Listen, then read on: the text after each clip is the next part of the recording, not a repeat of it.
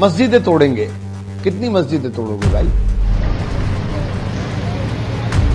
मस्जिद पर बिल्डोजर चलाया गया, ये घोर निंदनीय कार्रवाई है। इसकी मैं भरपूर अल्फाज में मजम्मत करता हूं।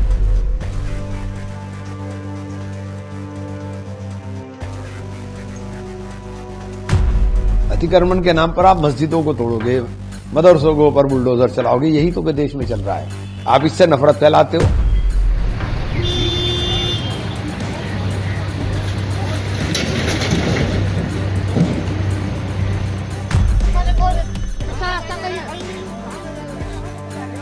पूरे हिंदुस्तान के माहौल को खराब करना चाहते हो। ये हिंदू मुस्लिम की राजनीति आप लोग कर रहे हो, बाकी तो कुछ है नहीं।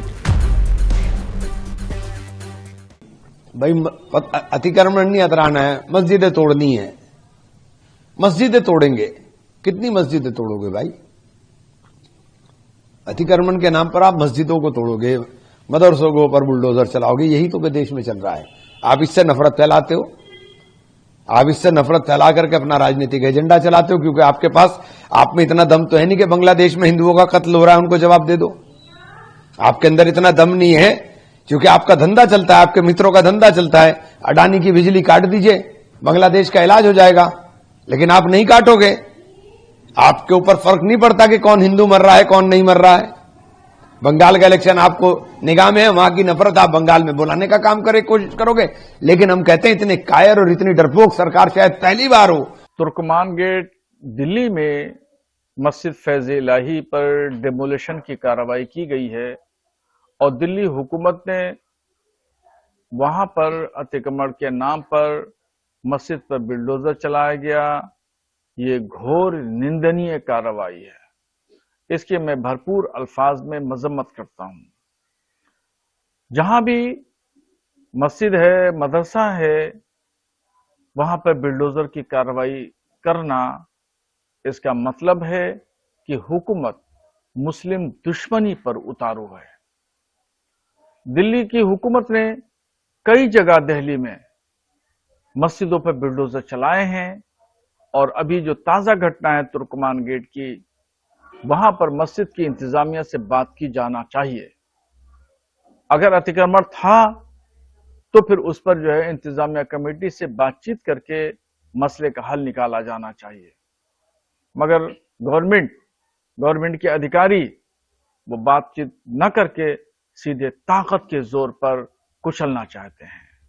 मगर ये तमाम चीजें इंसाफ पर मबनी नहीं है और इस तरह के कार्रवाइयों से आवाम का भरोसा सरकार से उठ जाता है। और ये मस्जिद है, मस्जिद के बराबर में जो ज़मीन है वहाँ पर किसी टाइम में जगह थी और वो वक्फ की ज़मीन है। जो 123 प्रॉपर्टी है, 123 प्रॉपर्टी का ये हिस्सा है, गलत तरीके से तोड़ा गया। और ऐसे ही ये लोग पूरे मुल्क के माहौल को ख़राब करना चाहते हैं, दिल्ली के माहौल को ख़राब करना चाहते हैं। कोई भी एक आदमी आता है और ये कहता है कि ये जो है मस्जिद बराबर में, मस्जिद के बराबर में या मस्जिद अवैध बना रखी है, ईदगाह अवैध बना रखी है, और उसको एमसीडी तोड़ देती है।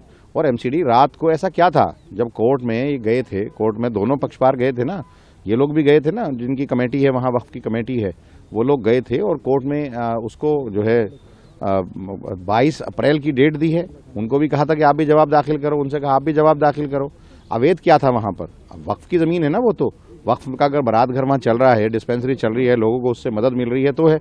मस्जिद के बराबर की ज़मीन है और ये 123 प्रॉपर्टी का हिस्सा है, ना कि अलग से 123 प्रॉपर्टी जो पीछे इन्होंने यूनियन ऑफ इंडिया ने जो अपने प्रदर्शन में लिया था, जो एक लेटर जारी किया था, जिसको मैंने 2022 में चैलेंज किया था। 2023 का ऑर्डर आया था। 2023 में जस्टिस ओका ने ये कहा था, जस्टिस औरी ने ये कहा था कि हाईकोर्ट में कि ये वक्फ की ज़मीनें हैं, 123 की 123 प्रॉपर्टी, और इस पर कंट्रोल वक्फ का ही रहेगा।